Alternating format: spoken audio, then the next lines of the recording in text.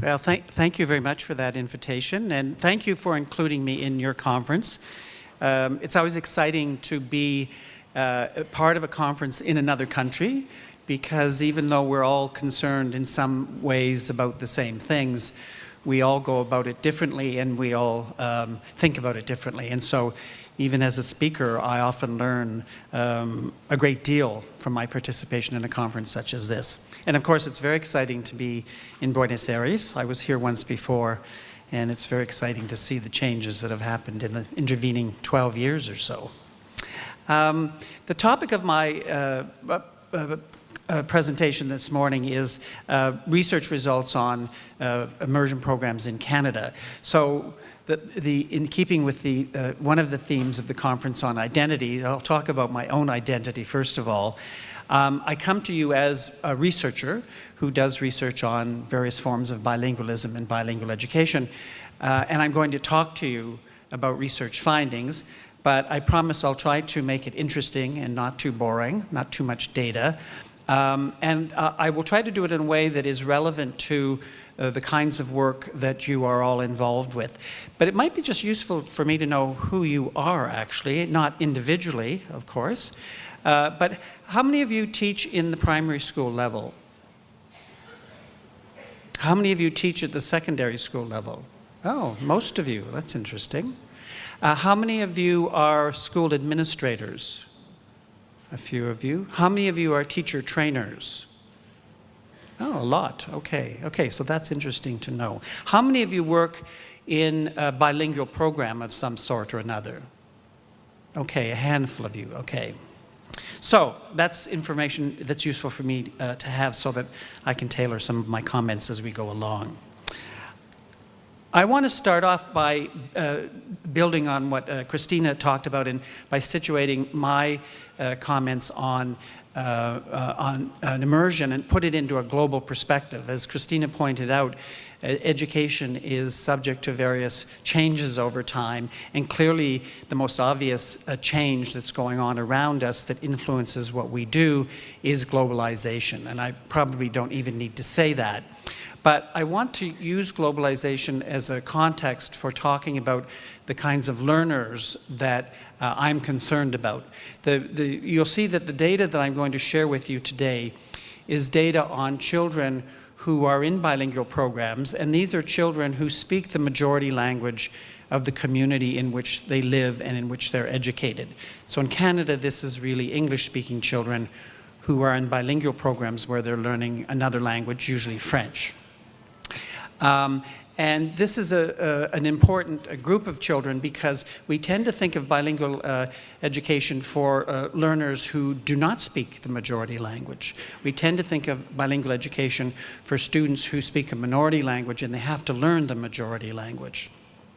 But my concern is actually for children who already know a majority language, and in fact, they know the sort of mother of all majority languages, English.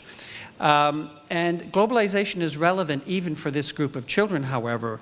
And one of the slides that I've put up here and one of the comments that Christina made was that even though English is a global language and that it's used globally and it's important in very different spheres of life, the data are suggesting that already there are more second language speakers of English than there are native speakers of English. So what this means for a community such as the one that I live in is that, sure, English is an important language to know, and if you only knew one language, perhaps English would be the most important one to learn because it is a global language. But these data, these statistics are also indicating that knowing English is not enough, because there are all these people out there who not only speak English, but they speak other languages. They speak Spanish, they speak Portuguese, they speak Chinese. So if you're a monolingual speaking parent or a monolingual speaking child, knowing English is great, but you really need to know other languages if you're going to take advantage of globalization and in a professional sense be able to compete in the global marketplace. So even for children who are speaking a majority language, such as English or in your country Spanish, knowing another language is very, very important. But there's a flip side to this issue, and that is that if bilingualism is good for speakers of the majority language, it's also good for speakers of a minority language. So children who in Canada do not speak English or French, or children in Argentina who do not speak Spanish, maintaining these children's bilingualism as they learn the national language is important, so that they too will benefit from bilingualism within this global world that they're growing up into. So perhaps consistent with the theme of this conference, I'm not going to deal directly with the theme of language, culture, and identity, but an underlying theme of what I'm going to talk about is that bilingualism is good for everybody, whatever your cultural identity is, whether it's a member of a minority group or a member of a majority group. But the way we achieve bilingualism within the school context may be different, because learners of a minority language are quite different from learners of a majority language, not cognitively so much, but socioculturally. And we need to take those sociocultural factors into account. I will throw in the odd comment about this as I go along. And while it's an underlying theme of my presentation, it's not a theme that I'm going to be discussing directly. So what are my goals? I want to describe the Canadian immersion programs for you. And then I want to summarize in a very brief way the kinds of results that we have obtained from these programs. The focus of these data is on children who have been in programs that are offered at the primary elementary level, but there's also data that we have from students who are in immersion programs at the secondary school level. And what I want to do is, after I've presented those results in a very brief way, is I would like to discuss what these results mean in terms of program development and in terms of curriculum development and teaching. So the focus of my comments is really on the learners. What is it that we know about learners in these programs, and what does that tell us about what we as professionals, either in the classroom or designing programs, what is it that we might learn from this in order to create more effective learning environments for these students? So I'm going to, as I go through this, discuss what I believe is some of the implications for teaching and learning. But because I'm a researcher and not a frontline teacher like you are, I'm inviting you to think critically about what I'm saying, to question what I'm saying, if it's useful, to accept what I'm saying, but to allow some of these findings to let you think differently about the things that you all already think about. Okay, what is immersion? And this is an important concept to grasp, because in educational fields, often the same term or concept gets used in lots of different ways. And it's important that we have the same understanding of what I'm talking about, so that when we're talking about immersion, we know what it is. Otherwise, we might be using this term in very different ways, and so we're really not going to make sense of one another. These are programs that, as I've already said, that are intended for students who are members of the majority group in which they're educated. So in Canada, this is English-speaking children who are in a program where another language is being used for instructional purposes. In Argentina, it would be children who already speak Spanish, and they might be in a program where English is used for instruction or something else. And this is very important. What I'm describing here is not necessarily an approach for educating children bilingually if they come from a minority language background, such as an indigenous language group in Argentina or South America, or for immigrant children who might migrate to Argentina from outside South America, and so on. In these programs, what is very distinctive about these programs is that the second language of the learners is used for at least 50% of the academic instruction that these students receive for at least 1 year, and usually 2 or more years. I'm going to show you some graphic representations of these programs that will make this easier for you to understand. But what is important at this point to grasp is that in these programs, the target language is taught as a language, but most importantly, the target language is used as a medium of instruction of non-language subjects. So these students are being taught mathematics and science in their second language. They're not necessarily being taught those subjects in their native language. So that was the radical departure in these programs. And I'm going to go into that in a little bit more detail in a moment. But the target language, the second language, is also used for social communication among the children in the classroom and outside class, but also between the students and their teachers. So the target language is being used not only for academic instruction, but also for social communication within certain domains within these students' day-to-day lives in school. Now, I want to clarify how the term immersion relates to another term that's widely used these days, but there seems to be a lot of confusion about how this term and immersion relate. Within the European context, European educators and researchers have coined a term called CLIL, Content Language Integrated Learning. Does anybody not know what this is? Okay, everybody knows what that is, or everybody thinks they know what it is. I'm not sure that anybody really knows what it is, quite frankly, because there's a lot of confusion over it. But because CLIL is actually a very broad term that can apply to lots of different second and foreign language contexts. But to a large extent, CLIL classrooms are the same as immersion classrooms if the CLIL language is being used for academic instruction. So if you've read about CLIL and you've read articles that says that CLIL is not immersion, strictly speaking, that's not true. There are forms of CLIL which are essentially the same as immersion, okay?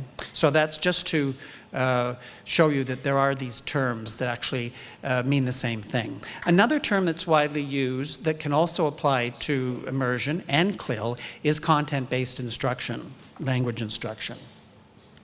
In fact, all of these, immersion, CLIL, all of these, in my opinion, are examples of content-based instruction where you're using non-language content to teach the language. So I'm going to use the word immersion, but in many cases you could consider calling this a CBI classroom or a CLIL classroom.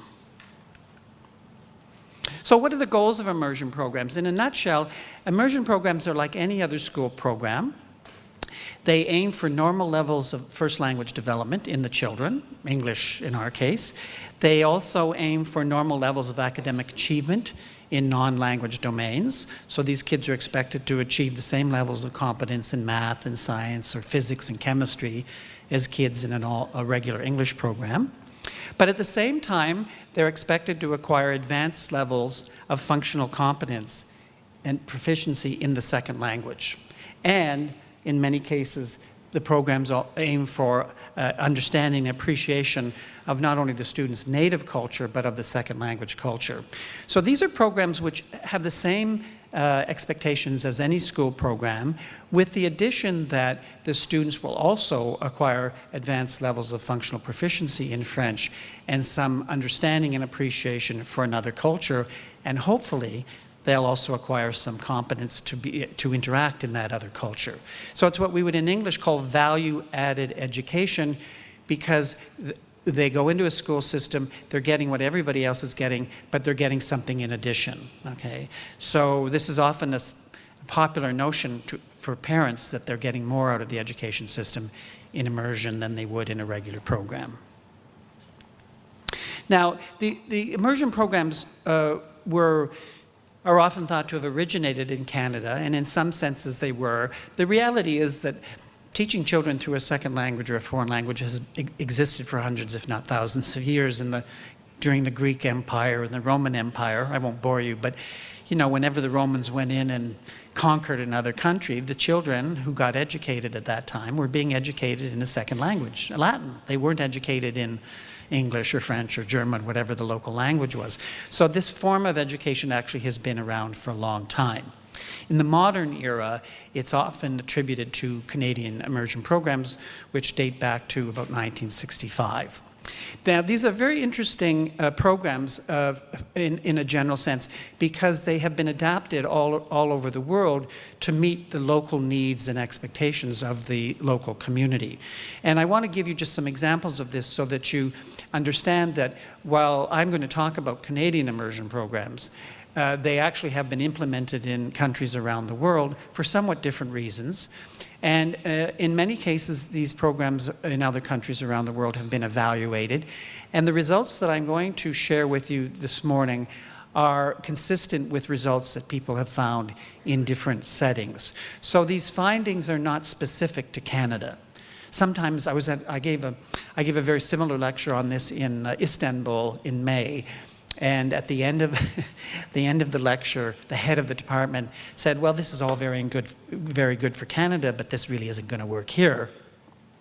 So I realize I have to make people understand better that a lot of the research comes out of Canada, but there's a lot of research on these programs in other countries, and the findings are remarkably consistent for the most part. So they're very adaptable and they're very useful in lots of different communities with some adaptations. So there's programs like the program in Canada which are intended to serve national policy. So in Canada, the French Immersion program was put in place and is popular because Canada is an officially bilingual country, and English-speaking parents in Canada send their children to French immersion programs because they want their children to learn the other official language, okay? But there's a lot of immersion programs that exist in programs which are not in countries which are not officially bilingual, such as the United States, Estonia, Japan, but where the parents of the children in the program want their children to learn other important local or regional languages. So in the United States, for example, there are Spanish immersion programs. And these are programs for English-speaking children, majority language children, who study some of their school subjects through the medium of Spanish. These parents want their children to learn Spanish along with English because Spanish is widely spoken around the world. I think we heard the figure, was it 15 million or 50 million? But it's a very large number of Americans are Spanish speakers. But of course, Spanish is an extremely important world language. It's probably number 3 or 4 in the list of world languages. So these are parents who want their children to have the benefits of knowing English and this other important local and international language. The case of Japan is interesting because in the United States, there are programs for English-speaking children which are in Japanese. So these children are going to school, they're studying in English and in Japanese because these parents want their children to learn Japanese. It's an important language in Asia. And there's also English immersion programs in Japan. So these are Japanese-speaking children who go to school and they get educated in English and Japanese. And these are for parents who want their children to, of course, learn Japanese and learn to read and write in Japanese, but they also want them to learn to be competent in English. So here you have programs that are not serving official language policies, but they're meeting the needs of parents who want enriched, or if you like, value-added education for their children. There are, as I've just said, there are programs where the languages that are involved are very similar, English and French, English and Spanish, for example. But there's also programs where the languages are radically different from one another. So Japanese and English, very different languages, written differently, different grammars, different phonology. There's programs in Estonian and Russian in Estonia, radically different languages. So, and there's been research on these programs. And what I'm going to describe to you in a moment applies to these programs as well as it does to research which was done in programs where there's languages which are very similar. We also have programs in Canada and in the United States where the second language is a heritage language. So for example, in the US, there are programs in Chinese immersion programs. The children these are children of Chinese descent. They speak English at home.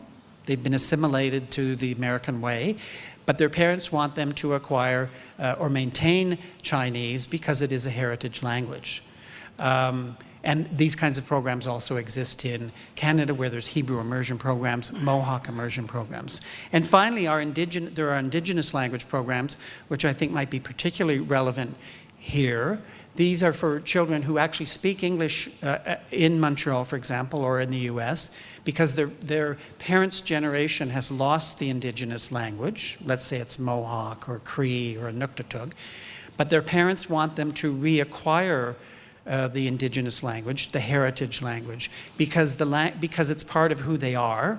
Their identity as Mohawks is intimately tied up with knowing Mohawk, but they don't know Mohawk.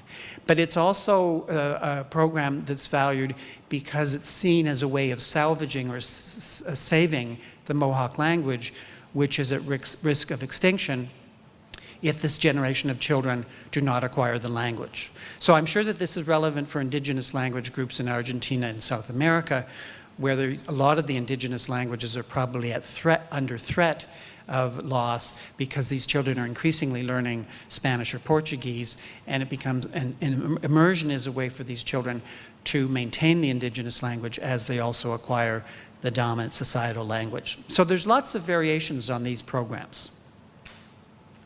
What is the rationale behind these programs? Maybe what I'll do is actually fast forward and show you a program and then give you the rationale. So here's what's called an early total immersion program.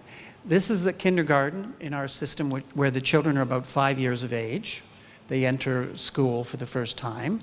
And the red bars is how much instruction these children get in French, their second language. And these kind of green bars or blue bars is how much instruction they get in English. So there are a number of things, and this is what percentage. So what you'll notice here is that these are English-speaking children, and for the first 3 years, kindergarten, grade 1 and grade 2, all of their instruction is in French. They learn to read and write in French before they learn to read and write in English. They learn math in French, they learn science in French, social studies in French. Everything is in French. The teacher only uses French all of the time, and the children slowly start to use French all of the time themselves. Starting in grade 3, when the children are about 7 or 8 years of age, they get some English language instruction for about an hour a day. Usually this is literacy instruction, English language arts instruction. And then starting in grade 4, they start to get some subjects taught in English. So they might get math in English and science in French and so on. And so by the end of grade 6, the end of elementary school, when the children are about 11 or 12 years of age, half of the curriculum is taught in English and half is taught in French, okay? So that's a very popular program. We have 300,000 children in Canada are basically in this kind of a program.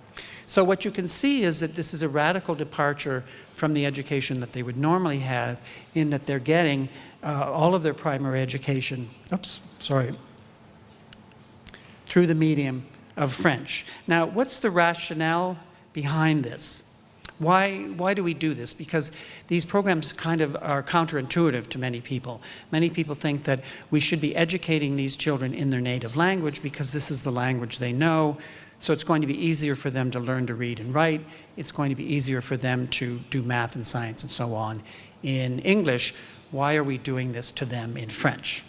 Well, part of the rationale for this research is that, or these programs is that we don't really understand fully how children acquire a language, their first language even, but we know that virtually all children, with a few pathological exceptions, acquire a first language relatively effortlessly, not so quickly actually, but they acquire full proficiency in that language if they're in an environment where the target language is being used for extended periods of times and in meaningful and authentic ways. And obviously what this tells us, and we know this from other research, that children, when children are born, they have an innate capacity for language learning that no other species of animal has. We don't know exactly what that capacity is comprised of, but we know that children have it and no other animal species has it. And it allows them to learn language in a very natural and complete fashion. So in effect, in immersion programs, what we're trying to do is create that kind of natural language learning environment in a school context, which will allow these children to learn their language using this innate natural language learning ability they have. So we're really not teaching the language so much as we're giving them an opportunity to learn it using whatever natural abilities they have. Part of the rationale is also related to this, and that is that we know that young children learn language most effectively by using it. So to learn a language is to use a language. Using language is learning a language. So in the immersion context, again, the teachers are using the language all the time to teach math, science, and so on. And the students are similarly expected to use the language when they have enough competence in it, because by using it, the children will acquire the language. The problem with traditional second and foreign language programs is that students get very few opportunities to actually use the language, because usually it's the teacher who's doing most of the talking. So in immersion, the focus is on the learner and giving the learner the opportunity to use the language and thereby to learn the language. Now, a final rationale behind these programs, at least in Canada, was the idea that when you have young children, that they have a kind of openness to other languages and other cultures that facilitates language acquisition. So in a sense, what we're saying here is that you take these children, they come from English language families, English is used on a day-to-day basis, they come to school, all of a sudden the teacher is speaking a language they don't know, she's from a different cultural background, isn't this going to create a problem? And the argument is no, because these children don't have the same sociocultural expectations. They don't have the same biases as adults have. The adults may have biases against French or against the politics which is in the community that involves language. But these children are young. They're open to experiences, and as long as they like their teacher, they're going to do whatever she wants them to do, and they're going to want to communicate with her in whatever language she is using. So in a kind of simplified way, this is really the rationale behind these programs. So I'm laying that out now just so you understand why these programs make sense. I'll now give you the research results, but I want to come back to this rationale because people are now questioning whether this rationale is 100% correct. So there's early immersion. There's different models of immersion. Here's what we call partial immersion. So again, kindergarten to grade 6. The kids are approximately 5 years of age to 12 or 13. In this program, half of the curriculum is taught in the second language and half is taught in English. The same subjects are not taught in both languages. So if they're getting math in French here, they're not getting math in English at the same time. They might get math in English later on, but they don't get a double dose of math, once in English and once in French, okay? What they do get a double dose of is language arts. So they get English language arts and they get French language arts. They learn to read and write in French more or less at the same time in every grade level. Okay, so that's called partial immersion. Here's a program called delayed immersion. So the kids get FSL, like ESL, but it's French second language, in the first 4 years. And then in grade 4, they get half of their curriculum taught in French and half in English. This is not a very common program, but it has been tried. Here's an interesting program. This is called 2-year late immersion. This is now grade 7. It's the first year of secondary school in our system. Children are about 12 or 13 years of age. They've already gone through elementary school. And 80% of their secondary 1 and secondary 2 curriculum is taught in French. Everything is taught in French, as it normally would be taught in English, physics, chemistry, whatever, history, geography. It's in French instead of English, and they get some English language instruction. It's usually literature or drama or something like that, okay? Then when they get into grades 9, 10, and 11, they continue to get up to 40% of their high school subjects are taught in French by native French speakers using French language textbooks, and the remainder of the curriculum is taught in English. So these are interesting variations that are interesting to different communities, which we'll talk about in a moment. But also these different variations in these programs allow us to ask some interesting questions about, well, is it better to start early, or can we achieve the same results if the students don't start until grade 7? What happens if they get more exposure or less exposure? Is more exposure better than less? Okay? So this is where research is very useful, because it allows us to actually test some of the assumptions that we hold about language learning and language teaching. And after more than 40 years of experience with this, it's been my experience that most of the assumptions we have about second language learning and teaching are wrong. They don't have support from scientific evidence. So I want to share some of that with you. So this is what the research looks like. This is as technical as I'm going to get. The focus of the research is on students who are in immersion programs. Now remember, these are kids who are in English speakers at home, and they're studying through French. We have 2 comparison groups.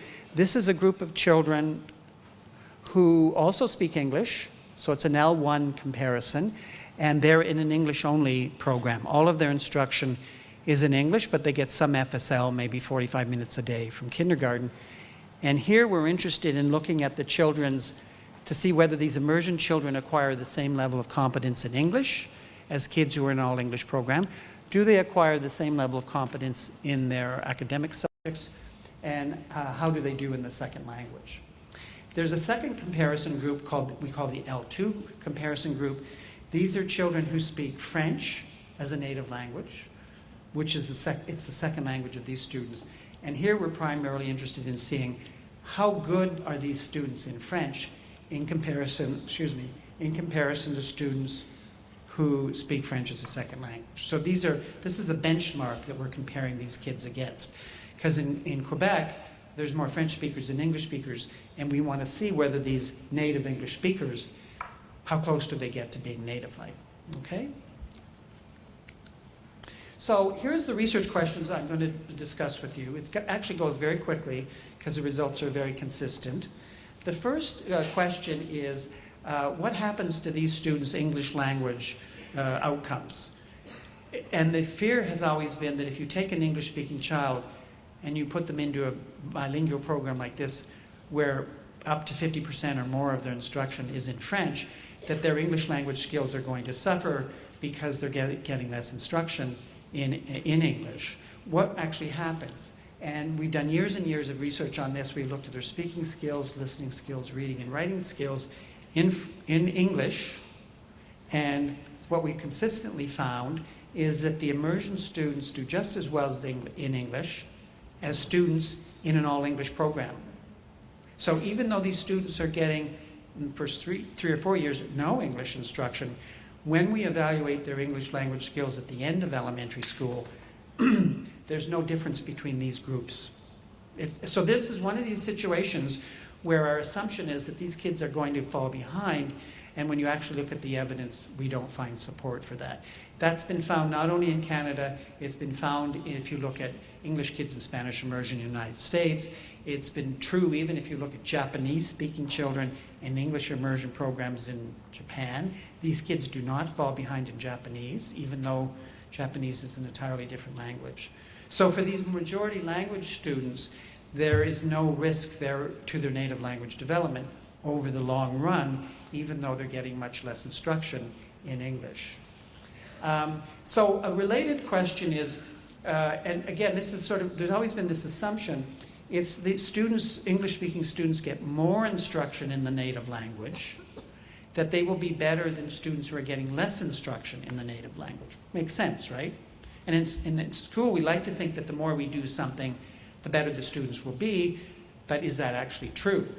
And we also want to know, within the context of native language development, what happens to students who are native speakers of English, but they have poor native language skills? Because it's often assumed that these kinds of programs are not suitable for students who have poorly developed native language skills, and in fact, they may even be at risk for language impairment in the native language, and the assumption is we should keep these kids out of the program, okay? What actually happens? Well, what we find, and I won't give you all the data because it's quite simple, is that more instruction in the native language and earlier instruction in the native language does not result in better English language performance in the long run than less instruction or later instruction.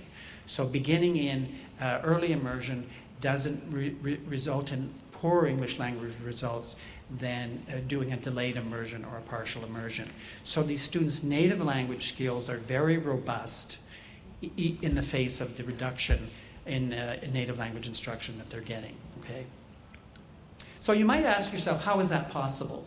How could you take a child who's an English speaker, spend the first 4 years teaching them to read and write and do everything else in French, and at the ends of grades 5 and 6, you look at their English and they're doing just as well as children who have been in English from the beginning? This doesn't make sense. These English teachers are not doing their job because the kids should be doing better in the English program because everything's in English, but we're not finding this. Somebody's to blame. It must be the teachers. And this is what people were thinking in the beginning, because to go back, just to highlight this for you, sorry, this is students who were in this program where everything is in English, French in the beginning. They were not doing any better in English at the end of grades 5 and 6 than students in this program, even though these students are getting a lot more English, nor were they doing any better in English than students who were not getting any immersion until secondary school. They were all doing equally well at the end when they started to all get English instruction. So what's going on? So let me try and fast forward here. What's going on? Well, one of the things that's going on, and we now have a good scientific evidence for this, and this was a notion that was introduced many years ago by Jim Cummins, is that when students learn one language, their competence, if they learn a second language, their competence in the other language helps them. So in this case, and this is a concept that we would call bootstrapping. So these are linguistic boots.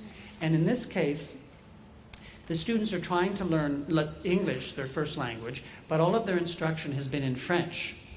And the bootstraps are their French language skills. So the skills that they've acquired in French help them to acquire reading and writing skills in English. They don't have to start to learn to read and write from scratch, from the beginning. They already know how to read and write in French, their second language, and a lot of those skills transfer or help them learn reading and writing skills in English much more easily.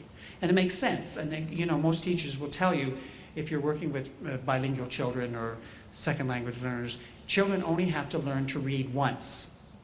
Once they know how to read, they know how to read, and what the task is to figure out how you apply those reading skills that you already know to another language that you're starting to learn. All right? And this makes a lot of sense because these kids may have two languages, but they've only got one brain. And those two languages live in the same brain. And those two languages are talking to one another, not literally, but they're interacting in some ways. So skills they acquire in French, or English for that matter, are going to be applied in the service of learning the same kinds of skills in another language. It's like any kind of skill. If you play racquetball, if you play tennis, for example, you've acquired certain skills for playing various kind of racket sports. And then learning another racket sport will be easier for you because you have certain skills that are common to all racket sports. There are some skills that are unique to tennis versus badminton versus whatever, but there's a lot of it that's common, and so it's people who are learning it for the first time that have trouble. People who already can play a racket sport can transfer a lot of those skills. So what is it that actually transfer? And we could do a whole morning on this, but these are the kinds of language skills which research has found transfer. So a lot of these are skills that are related to literacy, which is very good news in the school context. So language skills, print-related skills transfer across languages, knowledge of the alphabetic principle, that letters correspond to sounds in the language, all that kind of knowledge transfers. You have to figure out what the correspondence is, but just knowing that these black squiggles refer to a sound, that's the big breakthrough for young readers and writers. Phonological awareness transfers, decoding skills transfer, vocabulary skills transfer, and so forth and so on. In other words, kids who are good at these skills in their second language acquire the same kinds of skills very quickly in their first language, and vice versa. So this should be a two-headed arrow. And we know there's a lot of evidence to support this finding. So we know that these kids maybe don't fall behind in English, even though they've had much less instruction in English, because what they've learned in French can be applied to learning to read and write and think, for that matter, in English. Okay? There's some savings that's achieved by being good at the second language. So what happened, going on, what happens to these children's academic skills?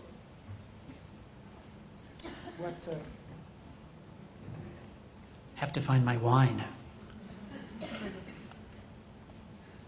So the fear here is that if you teach these young children math, science, social studies in French, they may not acquire competence in those areas as readily as children who are acquiring those concepts and skills and knowledge in English. What actually happens, and again, years and years of research in Canada and everywhere else shows that the immersion students do just as well as the non-immersion students in math, science, and even at the secondary level, if you look at physics, chemistry, advanced history, advanced geography, even though they're being taught that knowledge in the second language, it will be transferred into English. They might have a little bit of trouble talking about it in English because they don't know all the terminology, but they have the concepts.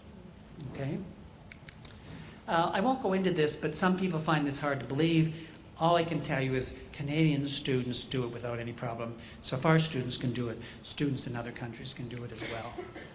Finally, and this is really the most intriguing part of it, is what happens to these students' second language skills.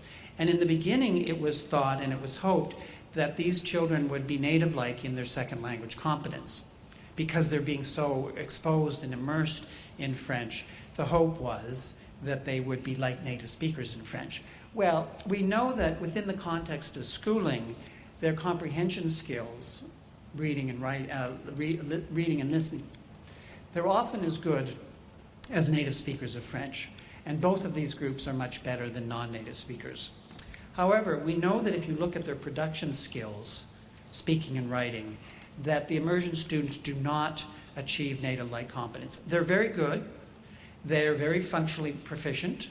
They're very uninhibited in their use of the second language, which is very impressive when you compare what they're doing with what children in a traditional FSL or ESL class does. These children are usually not very proficient.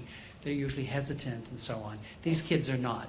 But when you look at the grammar, you look at the vocabulary and so on, you find that they don't look like native speakers.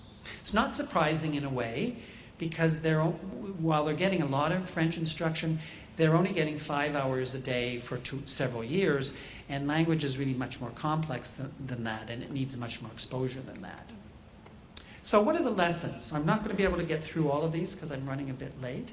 But one of the lessons we've learned from this, and I want to try and discuss 4 or 5 lessons here very quickly. One is that this approach to second language instruction works. It's been highly effective in Canada, but it's been highly effective around the world. And it works because we're building on these children's natural language learning abilities. It works because we're teaching them authentic language skills. These are skills that they can actually use in school and beyond. And it works because we're using the language in a situation where their cognitive development is supporting their language development. But the question is content-based instruction, is this immersion approach enough? So remember I talked about the rationale for these programs, and the question is, well, is that good enough? Can we actually get the students as proficient as we would like them to be using this approach? Now, when you look at these students' second language skills in detail, you find that there are a number of shortcomings or gaps in their language skills which are a little bit discouraging. So you find, for example, even after 12 years of immersion experience, these kids make a lot of grammatical errors in verb tense, use of pronouns, use of prepositions. They tend to overuse certain kinds of what we call general all-purpose nouns and verbs, gap words. So they say do, faire in French all the time rather than using more specific verbs. Or they say chose, the thing, la chose this, la chose that, rather than a more specific referent. And they're often not idiomatic in their usage. They just don't sound native-like. So this has resulted in the last 10 years or so, educators and researchers questioning whether the rationale for immersion is sufficient. Now, remember, the rationale for immersion is that we expose the students to as much French as possible in school. The teacher uses French all the time. The children are using French extensively for several years. And for the most part, we're not teaching them French, although they get some French language instruction.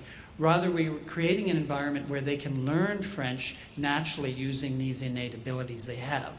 So now people are increasingly thinking that this sort of natural approach or this incidental approach to language learning in these programs is not optimal, that we need to rethink how we're doing this. And there's work by Roy Lister on this that's particularly relevant, and I'm going to refer to him now.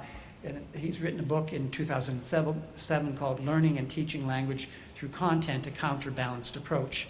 And very quickly, he uses this interesting graphic, where this is going back to the landscape image that Christina brought up. Here's the landscape for second language learning in an immersion program, where the second language, learning the second language is incidental to everything that's going on around you. So this is the general landscape.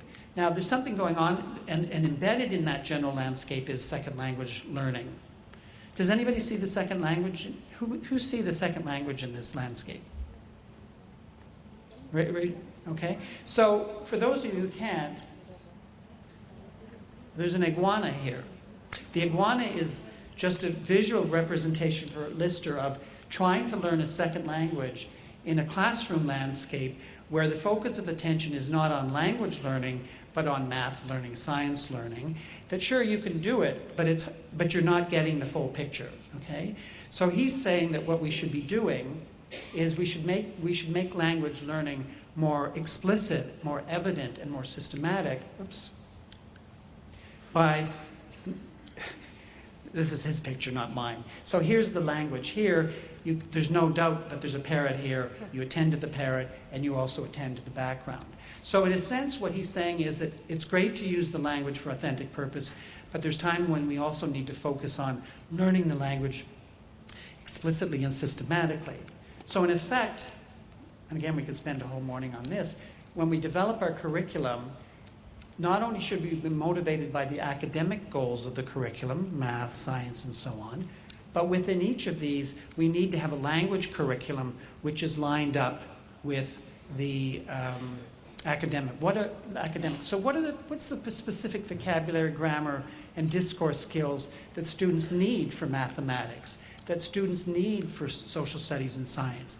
Because increasingly, researchers recognize that the language that you need to learn in school to succeed is not the same as the language that you use successfully outside school. That each of these school subjects has its own type of vocabulary, its own unique grammatical patterns or specialized grammatical patterns, and we need to spend more time explicitly teaching those language skills at the same time as we're teaching them math and science. Another issue that's come up, and this is a very big topic in educational circles, and that is time important? How important is time in this formula? And in general, in education, we tend to think that the more time we do something, the more students will learn, the better they will be at what they do, okay? So what this means is that from the immersion point of view, that you might expect that early total immersion should be better than early partial immersion, or early immersion should be better than delayed immersion, because these program options provide more instruction in French than these program options, okay? And within the general way in which we think in education, we think that the more we teach something, the higher the levels of proficiency or competence students will have in those domains. Well, is that true? Now, to a large extent, I'm missing a slide actually, let me just, okay. Okay. Well, first of all, what you find is that this is not true. You don't necessarily find that early total immersion is better than delayed or late immersion. So I had a slide here that didn't get in somehow, but we know from research on early versus late immersion that students in early immersion do not always do better than students in late immersion, even though students in early immersion have much more instruction in French. So this whole discussion about time and our failure to find that there's a direct correlation between time spent in the language and competence in the language raises another very important issue that's often lost in this discussion, and that is the quality of the pedagogy. So just because you spend more time doing something in school doesn't mean that what you're doing is useful and valuable. You could be wasting students' time, right? So time isn't a psychological factor, it's just a space where you actually do important things or unimportant things. So the question arises is, how do we best spend the time we have with the students? So there's a study that was done some years ago now, but which is very, very important, which was done actually at the grade 7 level. So these were students who had gone through English in the elementary school. They got into grade 7, about 12 years of age. Some of the students were in a regular French immersion program where 80% of their instruction in grade 7 was in French. These programs were very traditional. It was very teacher-centered, tended to be a lot of students doing the same thing in the same way as instructed by the teacher. The students had very little opportunity to actually use the language. Now, this is a typical kind of second language learning context for these students. But to their benefit, these students had a lot of exposure, right? So in the activity-centered classroom, and this was another classroom in the same school, the students actually had only half as much exposure, 40% versus 80%. But the pedagogy was radically different.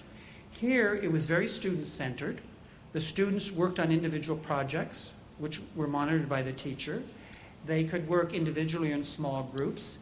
They did a lot of kind of project work where they went to the library, they went outside into the community to get the information that they needed in order to complete the project. And as a result, the students were highly motivated in doing what they had to do because it was something they chose to do and they chose how to do it. In contrast, in this classroom, it was the teacher telling them what to do and when to do it, okay?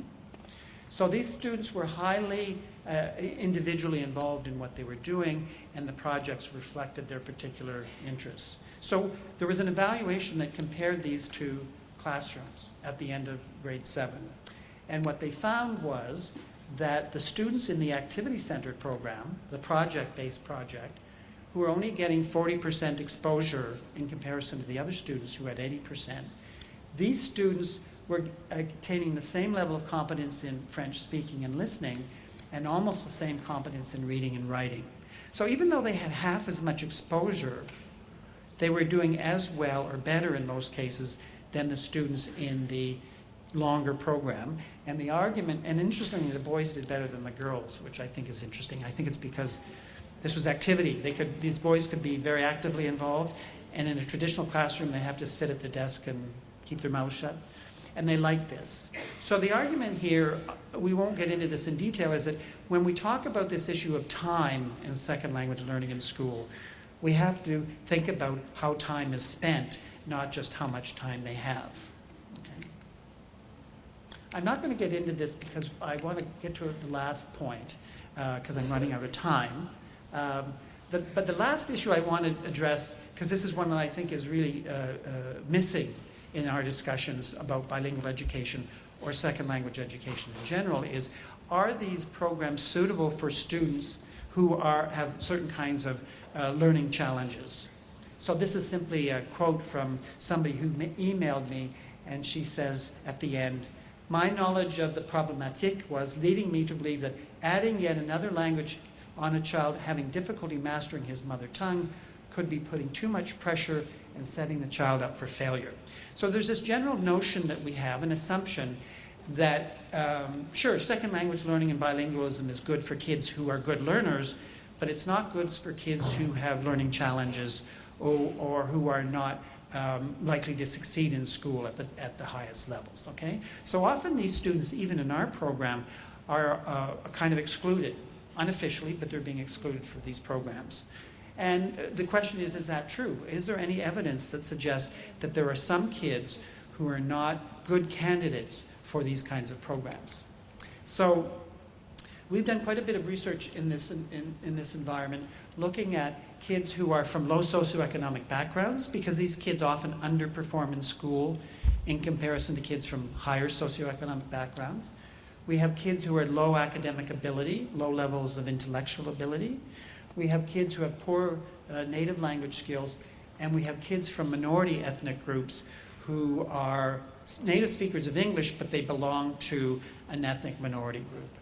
And so the question is, how well do these kids do? And what we find is immersion kids with these kinds of background characteristics do just as well in school, in reading and writing and English in general and academic domains, as students with the same kinds of learning challenges, but they're educated entirely in English.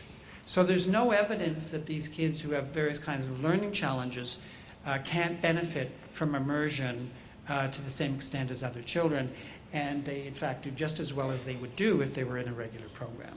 There's interesting research, which I'll talk about in my other presentation, on children with specific language impairment, children with Down syndrome, and children with attention deficit disorder. But I'll talk about that later.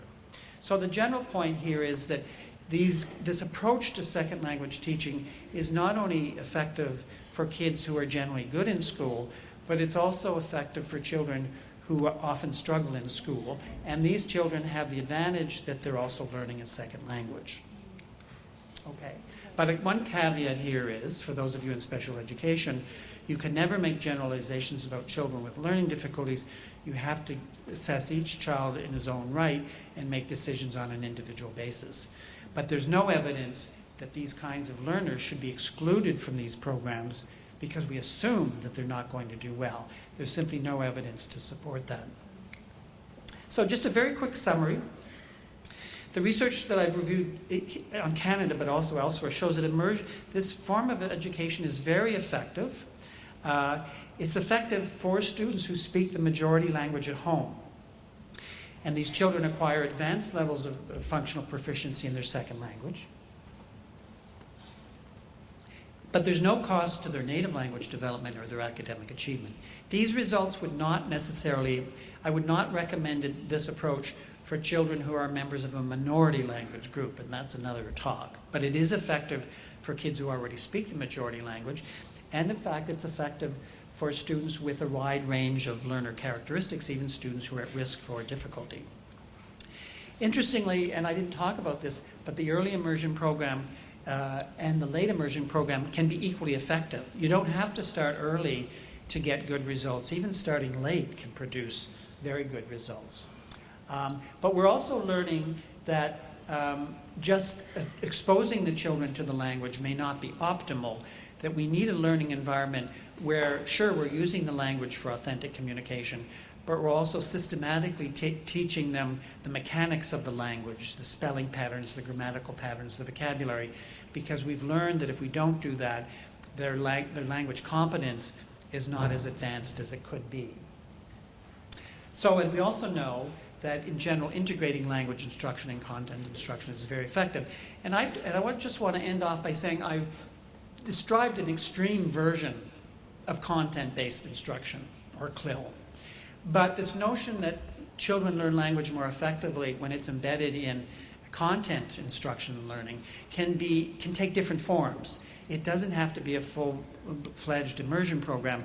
It could be much more limited to one specific subject matter or several subject matters. You don't have to be as extreme in your operationalization of this as we have been in Canada. But in general, it works very, very well. So if you're interested more in this, I'm going to just plug this book we did called Dual Language Development and Disorders. And there's more discussion of this as well as on kids with language disorders in case you want to read more. So thank you very much.